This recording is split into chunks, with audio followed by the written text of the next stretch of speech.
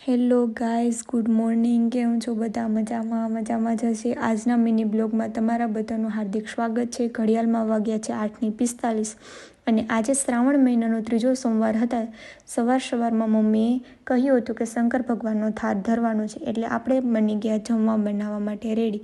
તો ત્યારબાદ ભજીયા, શાક, ખીર, પૂરી એટલું જમવાનું તૈયાર કર્યું હતું અને તેમને ટિફિનમાં ભરી ટિફિનને પેક કર્યું. થોડું ઘણું જે જમવાનું બાકી હતું તે મમ્મી રેડી કરતા હતા, પણ મમ્મી કે હવે તું રેડી થઈ જા, એટલે આપણે રેડી થવા માટે ગયા.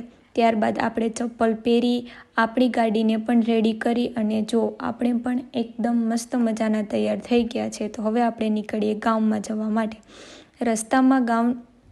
રસ્તાનો માહોલ એન્જોય કરતા અને આજે વરસાદ જેવું વાતાવરણ હોવાથી ઠંડો પવન હતો, તડકો બહુ જ હતો નહીં. હવે પહોંચીએ આપણે સોમનાથ દાદાના મંદિરે.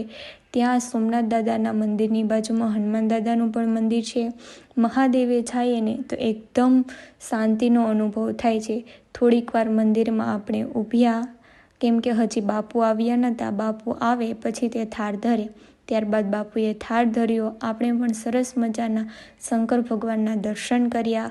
હર હર મહાદેવ બોલી, કંકુ અને ચંદનનો ચાંદલો કર્યો અને બીલીપત્તરને માથા ઉપર ચડાવી દર્શન કરી અને ત્યાંથી આપણે નીકળ્યા રામ મંદિરે. જો આ છે અમારા ગામનું રામ મંદિર, કે જ્યાં આજે દશામાના વ્રત હોવાથી ગામની બધી જ બાઈઓ વાર્તાઓ કરતી હતી. તે જોઈ અને આપણે ઠાકરજી મહારાજના દર્શન કર્યા.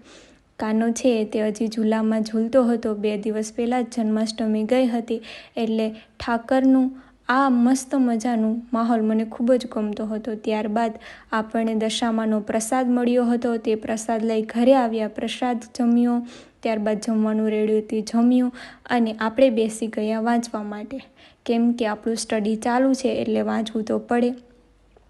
તો તમે બધા ચેનલને કરી દીજો સબસ્ક્રાઈબ અને નેક્સ્ટ મિની બ્લોગમાં આપણે મળીએ. બાય.